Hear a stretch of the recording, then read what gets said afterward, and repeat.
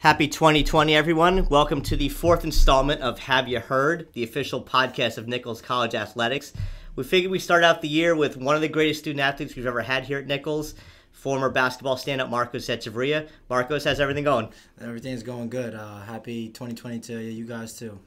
We're taping this on Wednesday, January 7th. The Bison are hosting Endicott tonight. It's not the CCC opener, which is normal, but as you Bison fans know, it's become the rivalry over the years.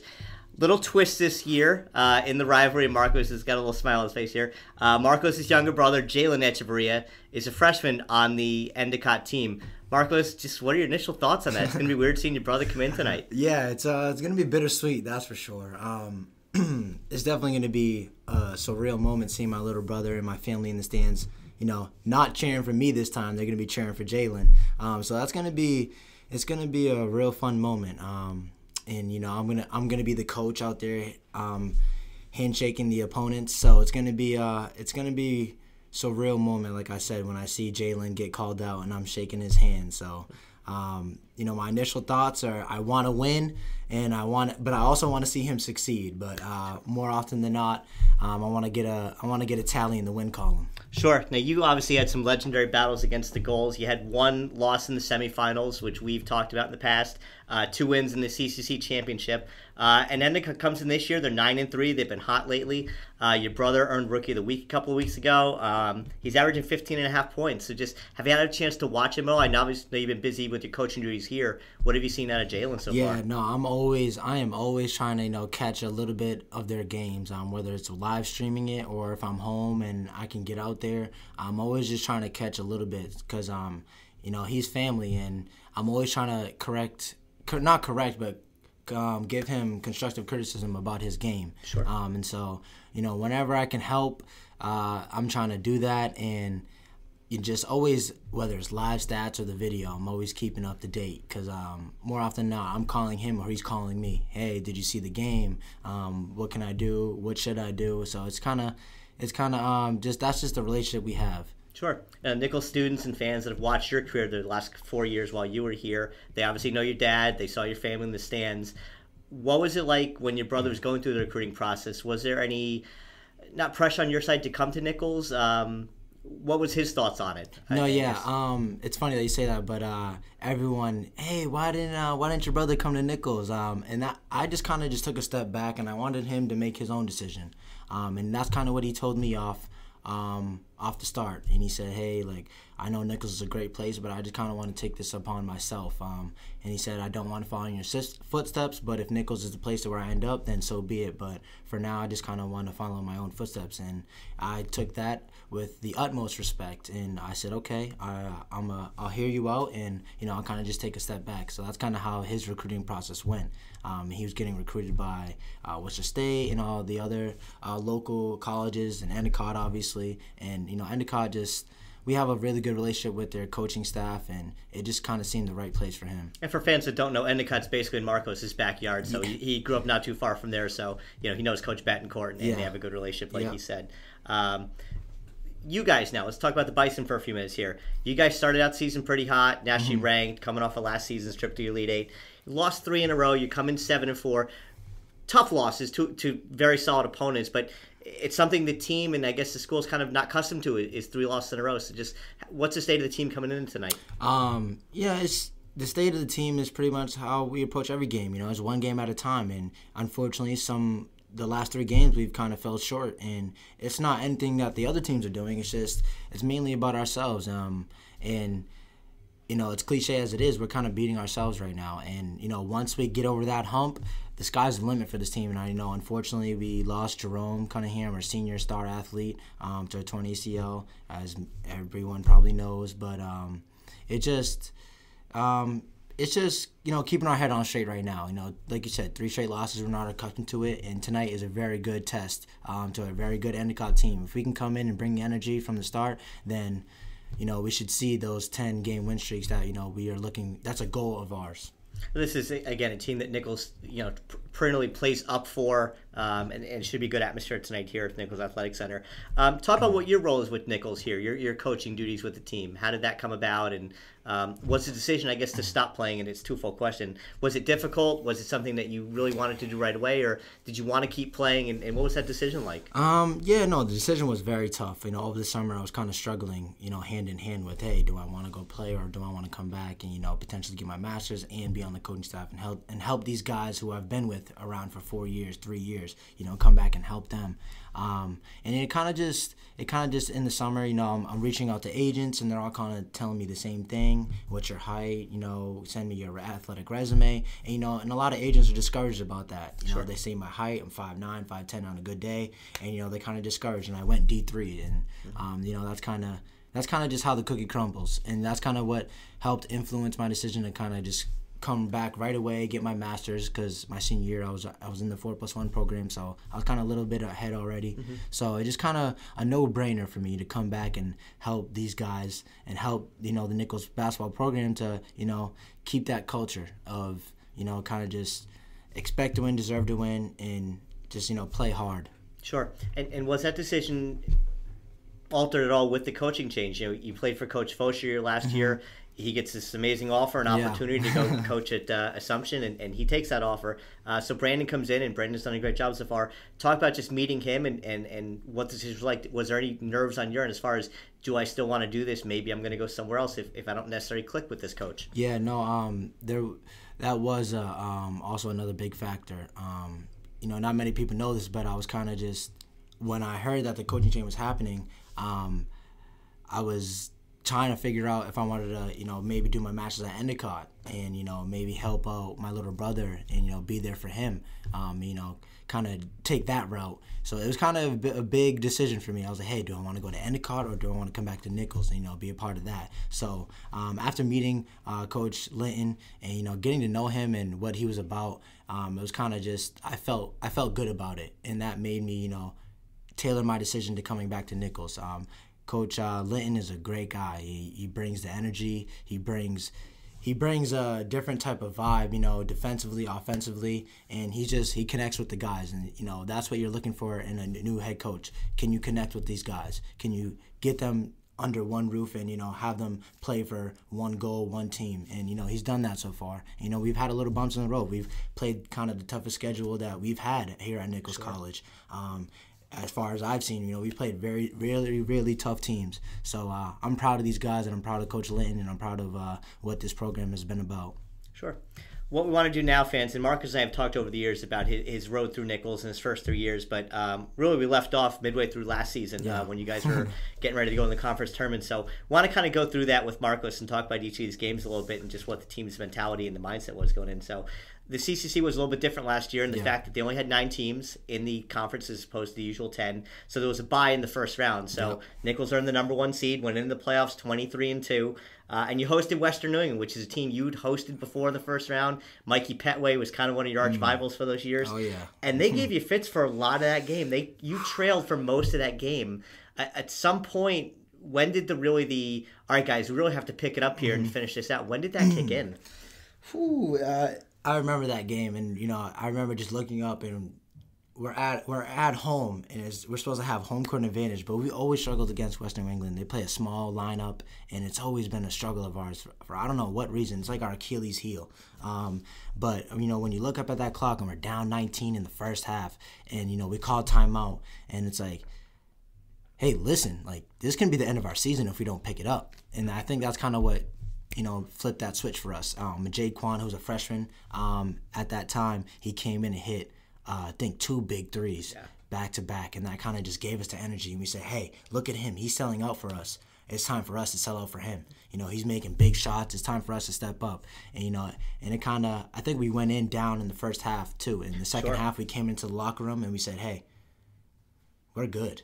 We've been in this position before. And so last year we were primarily a second half team, and that kind of showed. In the second half we came out and we threw the first bunch instead of receiving the first bunch. Sure, and in fairness, it wasn't your best game. I went back, looked at the stats. You were 5-19, but you hit the go-ahead 3 with about 10 minutes left in the half. So did that finally, once that bucket went, where you kind of, okay, now we're good here. Now we're gonna roll. Yeah, for sure. I definitely had those games where, you're not shooting well and you just need that one to fall. And, once that one falls, that feels good and it feels right, it's kind of no stopping that. And that's kind of what that feeling was like. I've been struggling all night and I hit that 1-3 in the second half and it's like, okay, I feel good now. I feel like myself. And you've been in a situation before. I mean, we go back to the CCC championship 2 years ago against Endicott. Again, we were down late, and you had a rough game, yes. and you hit those threes late. So shooters never stop shooting. Yeah, never stop. Never stop. So you go on, you beat Western New England, you end Mikey Petway's career, and you guys had an embrace after the game. So now you're hosting Gordon. Gordon's had a great season, but a little different wrinkle this year. It's not here at Nichols. It's not at Dudley. It's not in the packed, sweaty gym. It's not against Endicott. It's not against Endicott, true, which they bowed out earlier on too. You guys are going to the Hart Center, which is at Holy Cross. What was the initial reaction? Because I know, being honest, some of the guys weren't crazy about it. They wanted the home court here. How did you guys feel about the Hart Center? Original thoughts, Coach Foucher at the time came to me and said, hey, this might have to be a potential opportunity for us that we have to play at the Hart Center at Holy Cross. And I was like, no. My initial reaction was no. I want to play. And you weren't alone in that. I want to finish my senior year. I want to finish the CCC championship at Nichols College because guess what? That's where it started for me. So that's where I wanted it to end. It was a great surprise, It really was. It was a great surprise and a surreal feeling that, when I got to the Hart Center, I was like, okay. And, sorry, let me go back. Sure. We've practiced there a couple times and, it felt good and, had a good feeling to it. So I said, okay, this might not be a bad decision. And then we get there, CCC Championship Day, and we're warming up, and you just see the busloads of people walking in, and it's like, okay, this feels good. And then start game time, you look up, and you see a sea of Nichols people. It was probably the biggest crowd they had all year, and that's counting Holy Cross. They had about 2,500 people there, and the community really came out and supported you guys. And that's what made it feel like a home game. The community was out there, the Nichols College students were out there, and I just felt like a home game. So that's what really made it feel like a good decision for me. And you guys came out pretty hot. I mean, you traded baskets early on, and then you guys took the lead, maybe 5-7 minutes in, and it didn't cruise the rest of the way, but it was fairly comfortable. You had a great day. You had 31 points, 7 3-pointers, and you played all 40 minutes, both in the Western game and that game. And it really was almost a second half celebration of just your 4 years there. You and Josiah were the two, and Arif on the team. And just talk about those last few minutes of just knowing that we're going to wrap up 3 straight, especially after your first year where you had that devastating loss, what it meant to close it out with those 3 straight, especially the last one. Yeah, no, definitely my freshman year was heartbreaking. And I kind of just vowed to myself, I'm never gonna let my teammates down like that again. And like you said, after those few minutes in the second half, kind of wrapping that up, just seeing Reef on the floor, seeing Josiah on the floor, and seeing Bryce, a transfer senior, who I knew before at Salve, and he kind of kicked our butt one year. So I kind of knew about him, and just seeing those guys, their smiles on their face, and that kind of sealed the deal for me. I can't even bring out the words that how happy I felt and proud of myself and these guys, that the amount of hard work and blood, sweat, and tears that we put in. And, as cliche as it is, blood, sweat, and tears. That's kind of what it was. So from freshman year to senior year, that's all it was. We've had heartbreaking losses, but we've also had a very high highs. And kind of just to end that season, my senior season, at Holy Cross and with a win. I mean, what more could I ask for? And now you get going to the NCAA tournament. Your sophomore year, your first year in the NCAA tournament, you guys went down, shocked Newman, really shocked the D3 basketball world with that victory. Came back the next year, had a loss at Plattsburgh State. It's a tough loss, nationally ranked team. So now you draw Middlebury. This is a NESCAC team. You guys had some success against NESCAC. You were 3-0 going into the year.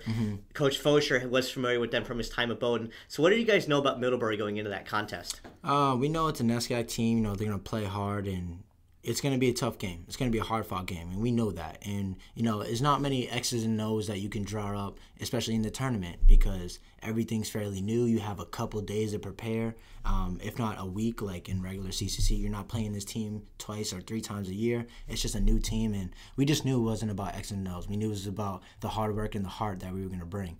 And, and that's what we tried to bring during that game. We knew a couple of their sets, but at the end of the day, it was about who wanted it more. And I think that as a collective group, no one was stopping us that day.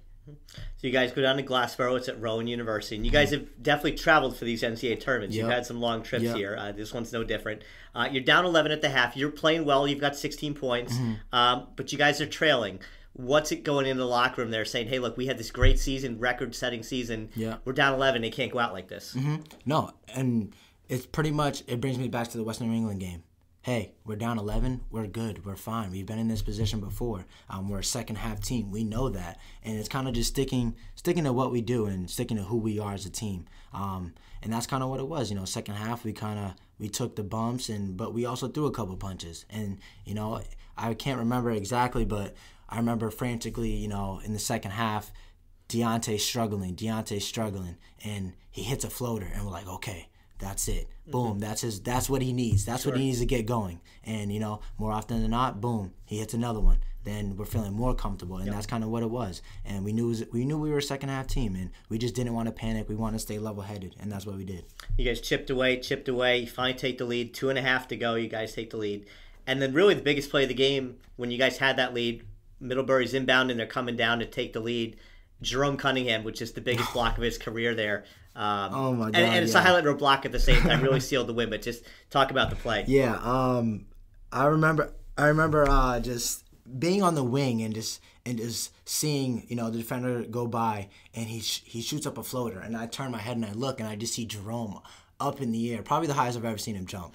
Up in the air, he gets it, and I'm just so in awe and shock that I didn't realize that the ball was still in play, and I was just like, he really blocked it. And everyone's like, get the rebound! And I just, all right, I snap out of it, and I get the rebound.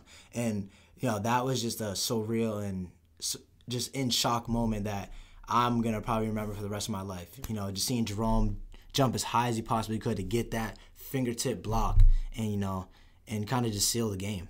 And you have that shot now where when you, just like at Newbury, you hit some free throws right down the stretch in the final seconds to seal it. You get that rebound, you're fouled, you go to line, knock down some free throws, and you guys are going on in the second round. So just what's that feeling like? Game ends, hey, we live another day. Yep, we live another day, and don't get too excited. We still have business to handle. So we kind of get over that hump of getting past the second round this time. And just let's talk about that mentality, how it changed from that first year you go down to Newman. Yeah. You guys, no one's expecting much out of you despite winning the conference. You probably got the worst end of the draw for calling it even with Endicott there. You probably should have gotten the other draw. Yeah. But you go down, you beat them, and really everybody's pretty surprised. Who is this Nichols team? Came out of nowhere, not above. You guys aren't surprised, and really the basketball world shouldn't be surprised at this point, how the expectations changed from that first year where maybe you went down and say, hey, we got to win this one, whereas now we got to win them all. Yeah, no, definitely. The expectation was, because I'm pretty sure that my sophomore year, that was the first time we've ever been to the NCAA tournament. So it was kind of just like... Not happy to be there, but a little happy to be there. Yeah, exactly. It was just kind of just like, okay, good. Like, let's see how far this can go. Let's kind of just like see how far this can go. This is our first time in the tournament. We don't know what to expect. We go down there. We're playing a nationally ranked team. I think they were undefeated at their home court. It's a home game for them. Yeah, it's a home game for them. They're undefeated at their home court. And it's kind of just like, oh, okay, like if they win, they win. It's kind of just, we celebrate that. But now the expectation was, okay, we make it to the tournament. No. That we're not stopping. We can't stop. We kind of stopped short the past couple of years, and now this year it's kind of, we got to go all the way. Sure. And we won't talk about the second round of that year because it's one of the more forgettable games of that season and of your career at that point. So you're hosting Rowan, or you're playing Rowan. They're a host school at that point. And really, this was a game where you led at halftime, and you really controlled it throughout. And if anything, you started to pull away at the end. It was a really balanced effort by the team. You had 21 points. You played 37 minutes. Matt had 18 and 17 rebounds, probably the most complete game he's ever played. Nate had 19 points, some monster three-pointers. Deontay, respectfully, had only 15. Yeah. And Jerome had 11 points and 3 rebounds. So really, you're starting 5. Everybody's in double digits. Everybody's contributing. And you guys are going on, and we'll talk about Coach Fosher dancing in the locker room afterwards. But just so that feeling now coming down the stretch where now you're going Sweet 16. Yeah. And normally this is cutting the nets down, and it may have been you, but I don't think you guys cut the nets down. No. You said this isn't. Yeah. We're not doing this. Yeah. No. And no, just to talk about that, harp on that. Like you said, everyone in the starting lineup had double digits, and I thought that just looking back at that and being in that moment, that kind of just solidified like, hey, we're a really, really good team. a really, really good team. Hey, if I'm not having a good night or Deontay's not having a good night, we can lean on Nate. We can lean on Matt. And that's kind of what it was, you know. We glued together as a team, and we finally saw, like, how good we can really be that game. And, you know, like you said, after the game, they asked us if we want to cut down the nets, and I was like, no, I don't want to do that. I don't want to do that because,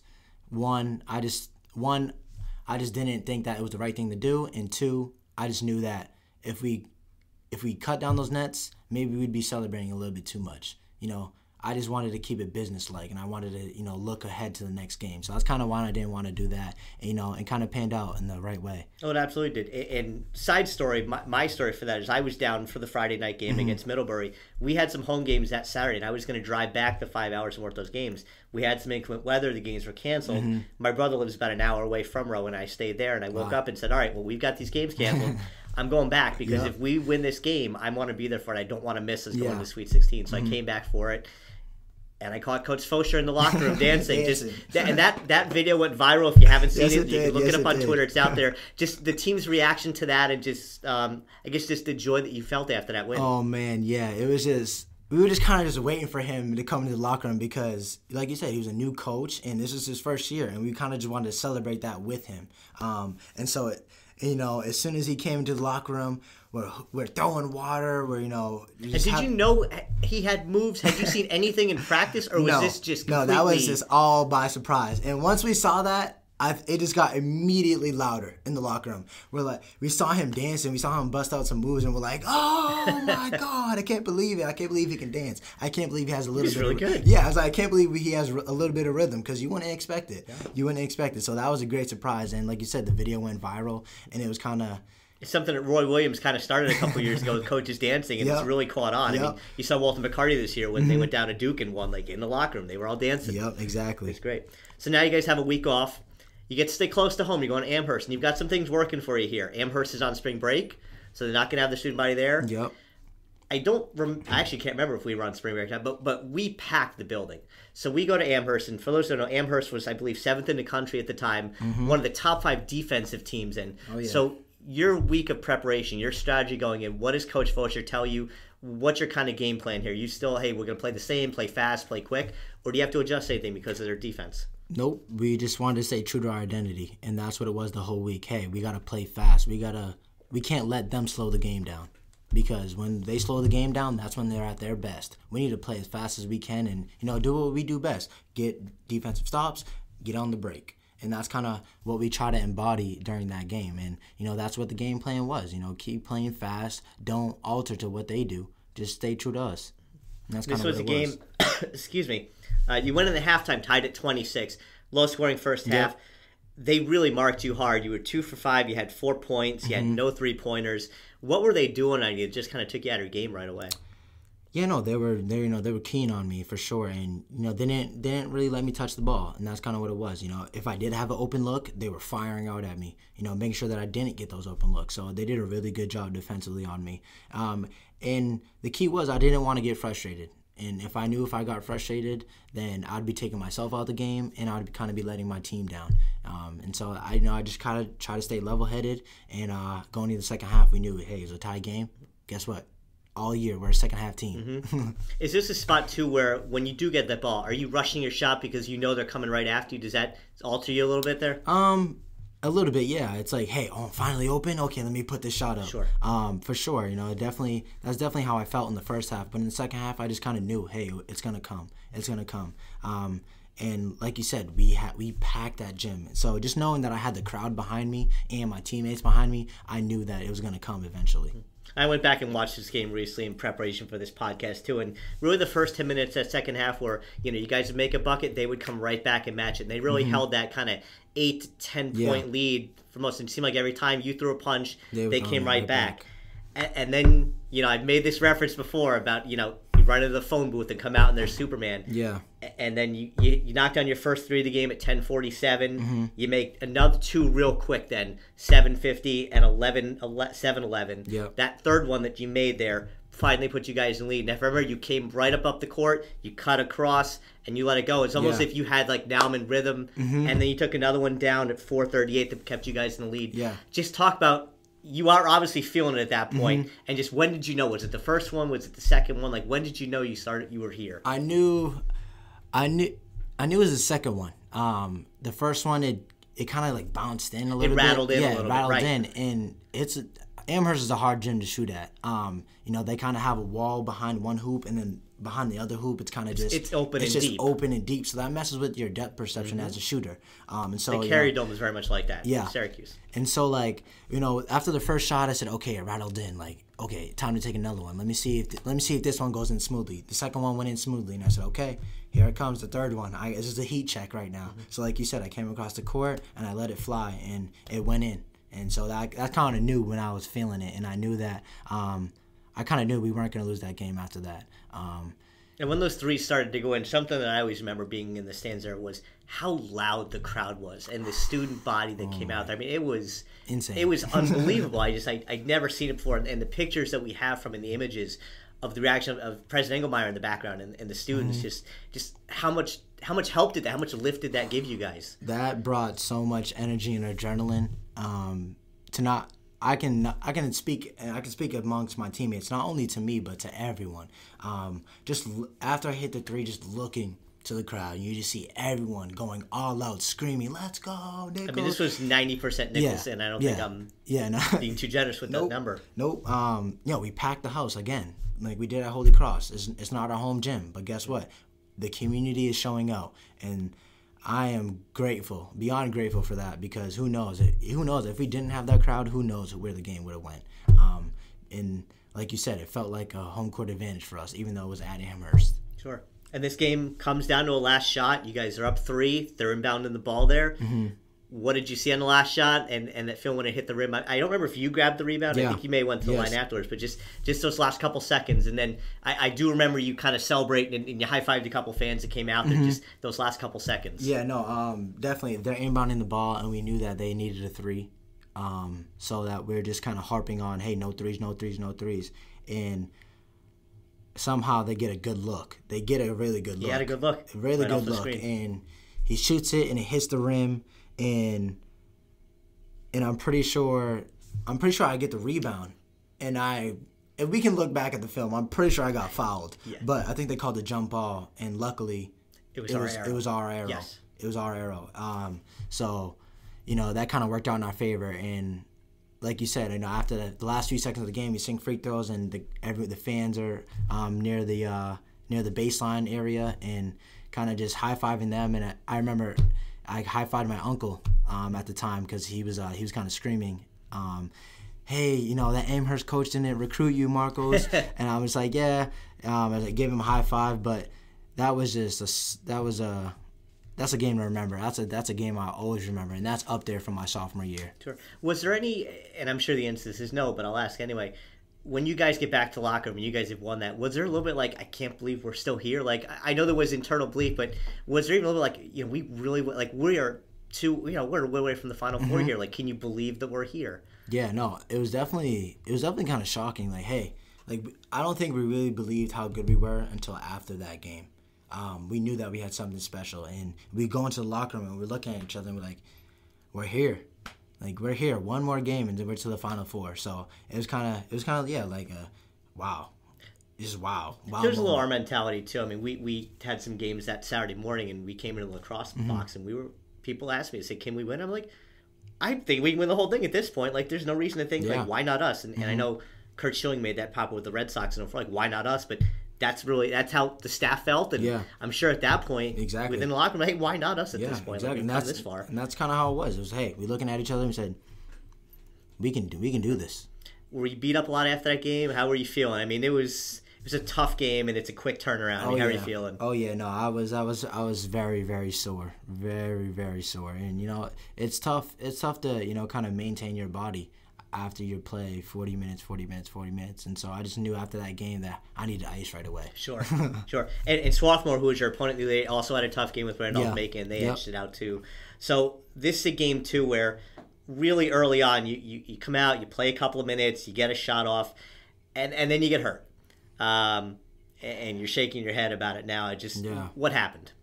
I took that shot, and I finally kind of recently looked back at that game because I haven't watched it until recently because I didn't want to watch it. I don't think I've watched it either. Yeah, I didn't want to feel how I felt. So recently I looked back at it and as soon as I shot it, he came under me and my foot landed right on his foot and it kind of just my ankle kind of touched the ground. But luckily my ankle was taped.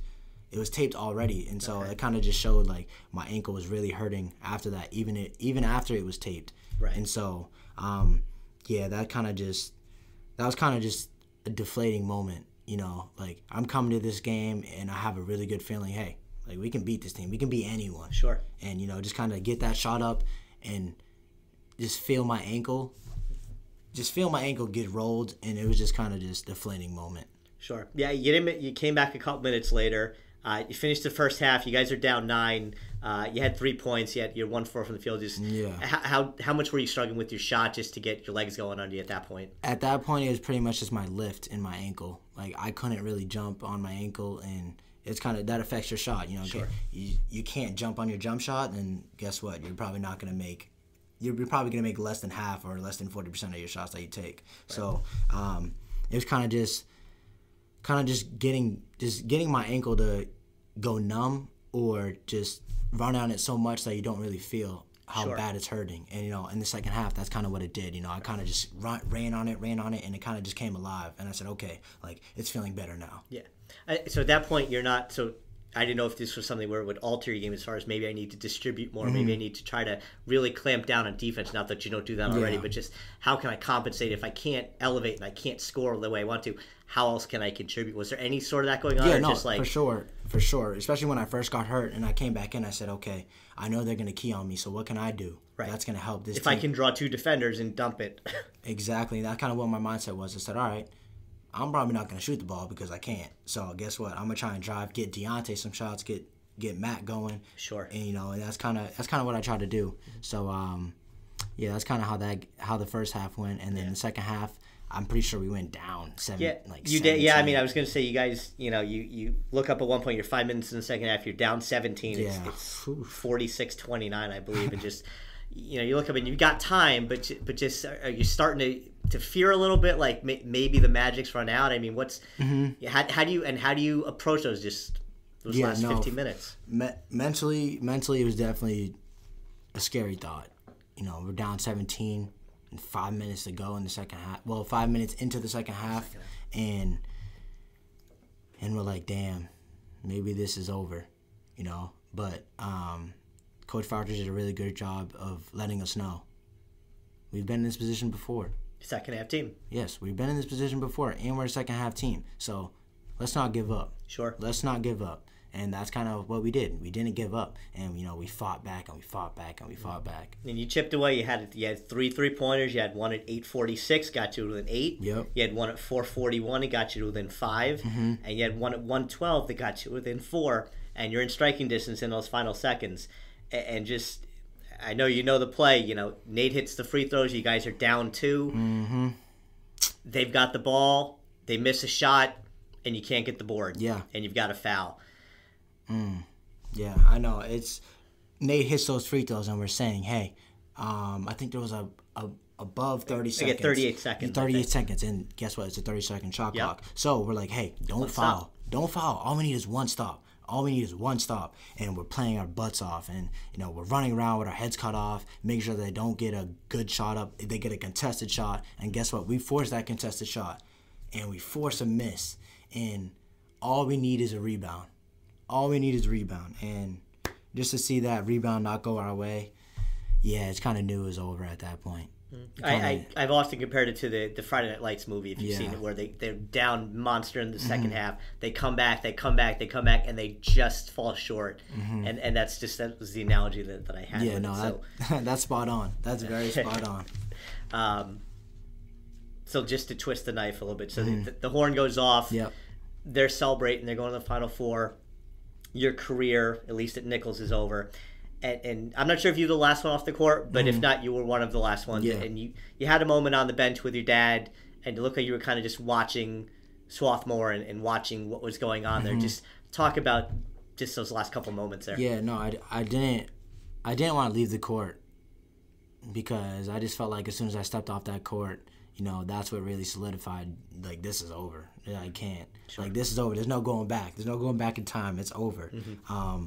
And so just kind of just sit on that bench and just watching them and kind of just sharing that moment with my family, like my dad, you said. Just realizing all that we accomplished. You know, sitting on that bench, I was trying to make myself realize how far we've came. And, you know, just watching Swarthmore celebrate, and I was just kind of just shaking my head up and down. Yeah, there were tears rolling, but I was shaking my head up and down. And I was like, I'm really proud. I am really proud of not only myself, but this team. Yeah, I mean, you got here, there are no banners in that gym. Yep. And there's 3 banners now. And that's kind of what I was telling myself. I said, what do I have to be sad about? What do I have to be mad about? Yeah, it ended short. Okay. Look at everything that's happened right now. And that's kind of what I was telling myself. I said, hey, look at your freshman year. Lost. Yeah, and you look at from that point there where, you know, you're on the line there, chance to send it to overtime, and it doesn't happen to where you are now. Like, I'm sure walking off the court that year, you couldn't have imagined the threes you'd have after that. Nope, I couldn't have imagined. And it was just, just sitting on the bench and just realizing it's okay. It's okay that we lost that game. You know, it didn't fall our way. And I was just proud of the guys. I was proud of the guys because to go that far and, you know, it's kind of just to bring the energy every day, that's a lot. And for a small school like Nichols, that was a very proud moment, I could say. And again, going into the season with the coaching change, not knowing how the guys were going to respond. You know, you've been comfortable with Coach Glenn and you'd won before, and this new guy comes in and you don't know, is he going to change a lot? Is he going to change a little? Like, what's going to happen? So you ride around the new coach, and there you were, you know, 1 win from the Final Four. Yeah, it's funny that you say that too, because at the beginning of the season, I was kind of in panic mode. I said, what's going on? Like, I don't feel good. Like, I don't feel. Because we had a couple scrimmages, and I'm like, hey, I don't feel good. Like, I don't have a good feeling. And he's like, just trust it. You know, Coach Fauci's like, hey, just trust it. Like, it's still early. It's still early. Like, we're going to have a great season. There's 25 games. We're going to have a great season regardless. We have the talent. Right. And so that's kind of what it was. And like you said, you know, new coaching change. And for us to go that far with Coach Fauci and, you know, to do what he did for us, to build those relationships. And even though it was 1 year, it felt like we were together for 3-4 years. And not to backtrack too much, but when did it click, or at least in your head maybe, with Coach? Like, because you guys won your first 7 or 8 games last year. What point did you say, okay, like he knows what he's doing, we're buying in, like we get it now? Like, was it after the first game, or did it take a couple? Like, you had those NESCAC wins, and was there one in particular that you remember? I'm trying to think. Who was the first NESCAC team that we played? I got to pull up the schedule here. I got to be honest. Wesleyan. You had Wesleyan here on a Tuesday night that you guys won by 19. Yep. And then you beat Trinity a couple days later by 17. And then you had Salve and Endicott and Curry and Western. But East Con was a close game. Your first loss was Salisbury, and that was a nationally ranked team at that point too. But just really, I think once you started to get into those NESCAC games, especially the Trinity game, you'd say, okay, you know what? Yeah, I'm not sure for you personally. He knows what he's doing. Yeah, so basically the Wesleyan game, and I'm pretty sure it was my junior year we played Wesleyan, and we got pumped by 20 points at their place. And, you know, playing against them at a home, and we're like, hey, what's gonna happen? You know, we got beat by 20 last time, and so, you know, when we beat them by 19, it's like, okay, maybe Fauci knows what he's doing. Yep. And then what kind of just really just solidified it, no questions asked, was against Eastern Connecticut. You know, where, you know, kind of we're battling back and forth, and we come out with that win, and it was kind of just like, all right. Coach Fauci, I'm not even going to question. I'm not even going to panic no more. You know what you're doing, and I trust you, and I know you trust me. So it's kind of just like, it was kind of just building that relationship with him what made me just kind of just solidify that deal after the EastCon game. For the record, Marcos had 30 points and 7 3-pointers against the Warriors that day. So just in the days after, you mentioned a little bit on the bench, but just the days afterwards, you look back, you're 28-3, you're in the Elite Eight, you're the number 1 scorer all time here. Just when did it really hit you? Just a couple days later, just reflecting on it and everything. How special was that for you? Once the loss subsides, to really say, wow, we really did a lot here. No, those next couple of days, just, you know, I also recovering healing. I was going to say, imagine recovering from my ankle injury. It was all black and blue after I took the tape off. So I was like, dang, this is gonna stink. So just recovering those couple days, and Nichols did a really great job of not letting me forget about all the accomplishments that not only I've accomplished, but the team have accomplished. Whether that was, helping recreate our rings for the next year, coming back from homecoming, to receive those, or whether it was, all the flyers or, posts about me being, the leading CCC scorer and the leading scorer in Nichols history. So, I give a lot of credit to Nichols helping me not forget, because it was easy to forget about all that accomplished after that loss, because, hey, guess what? What if I didn't get hurt? And that's all that was going in my head. What if I didn't roll my ankle? What if I didn't? And it's kind of just tough to, kind of have that pill to swallow. Mm-hmm. Sure. Of all the records that you have, the points, which is 2,519 points, which is number 16 all time in all of Division III. You're the Nichols games played leader. You're 3-point leader. The 105 games consecutive with a 3-pointer, which is an NCAA record across all levels of competition. Is there any one record that means more to you than any, whether it's team or individual? Well, let's say individual first. What individual record means the most to you? Stumped him. Yeah, I know. Yeah. I think if I had to pick from two, it'd probably be obviously the leading all-time scorer, or it will be the most 3-pointers in a game.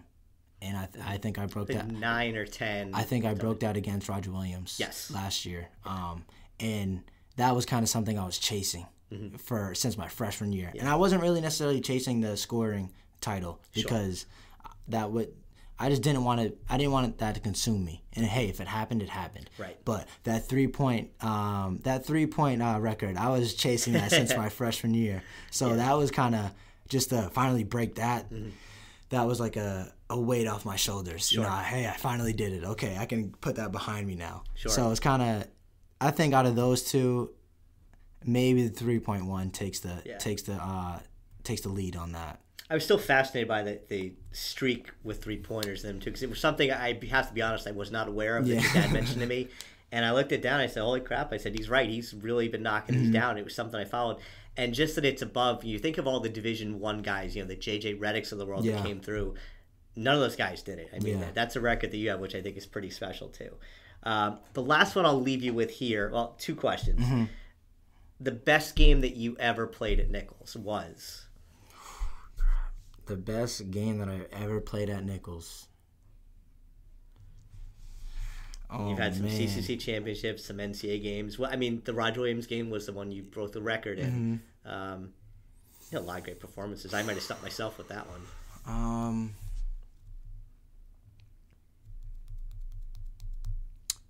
I think for a lot of fans, I think the Endicott championship game 2 years ago, and again, we mentioned it, maybe not the best game you've ever played. Yeah. But the dramatics at the end, I think the people will, the fans that were there. I think I'm gonna have to agree with you. I think I'm gonna have to agree with you and the fans on that one. My sophomore year CCC championship game against Endicott, I think that might have been the best down the stretch. That might have been the best I've ever performed under pressure. You're down 7 with 45 seconds left. I mean, it's impossible. That's something where people are leaving the building. That's not a game you win. And looking back at it, my dad kind of was the one who made me recognize it. He said, "Hey, you scored the last 8 points." And I'm like, "Oh, I didn't even realize that." So I think I might have to agree. Yeah, I think I shot like. It was not a good day. Yeah, I think I shot maybe like 8 for 25 or 5 for 25 around that, and it was terrible shooting, but that didn't matter because down the stretch we're down 7, like you said. I scored the last 8 points, and kind of just to get the first championship ever in Nichols history was. Yeah, that's a performance that I don't think I could ever forget. Yeah. And lastly, just what it means to be back here at Nichols, now coaching your alma mater and trying to help these guys, win that 4th straight CCC and just help these, these freshmen and these sophomores, just give them the student athlete experience that you had. No, yeah, it's definitely. I had to take a step back, and I had to realize I'm not a player anymore. I'm a part of this team, but it's not my team, and you're kind of just helping. Deontay and Jerome and Matt and Nate realize this is all you guys now. And, you know, kind of just telling the freshmen and sophomores, like, just kind of just trying to uphold the culture of Nichols basketball. Sure. And so that's kind of just what I've kind of just wanted to, take upon my plate.